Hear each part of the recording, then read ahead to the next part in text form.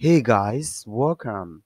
Now, what I simply did was to run our app over here, and this is the default app Flutter had created for us. Okay, and in this lecture, we are going to start building our app. Now, one of the ways we are going to be using to structure our files is a pattern known as MVC, which stands for models, views, and controllers. Okay. Now, in this lib folder or directory, we are going to create a new folder, and this is going to be the M, that is models. And over the lib again, we are still going to create a new folder, models, and this is going to be views. And lastly, within the lib folder or directory, we are then going to create this last folder, which we are going to call controllers. Okay. And basically, the models directory or folder is where we're going to be creating all our fields, and the views directory is where we're going to be creating all our screens, such as the login screen, the sign up screen, the profile screen, and whatsoever screen we want to have within our app. And then the controllers directory is where we're going to be doing some of our logics. Okay, now what we can do is, for now, within the views directory, we can create a new folder again, and we can call this buyers. Okay, because basically our app is going to have two main sections, that is the vendors and the buyers. Okay, now within this buyers directory, we can then create a new file, and for now we can call this main underscore screen and then dot dot.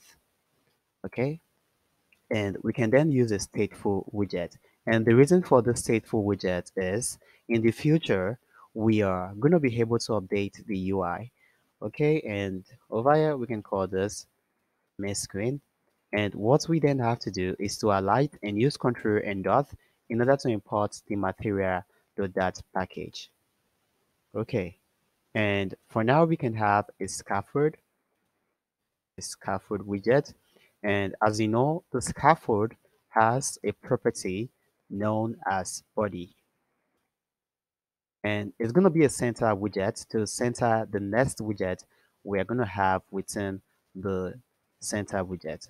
Okay, and this is going to be a test widget, and it's just going to say main screen. Okay, and in order to get rid of this underline, what you can do is use the const keyword, or what you can just do to get rid of this underline is to go to your analysis underscore options, then dot YAML file, and we're just going to comment this out and use your backslash and use control and S. Okay, and over here in the main.dat file, what we can do is, you can see over here we have this my home page, and basically it contains the code for all this you're seeing over here. And you can see currently we just created a new a new file called main underscore screen. So what we want to do is to point our main.dat file to see that.